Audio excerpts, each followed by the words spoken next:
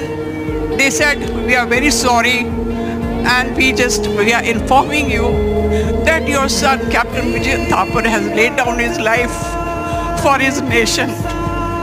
So you can well imagine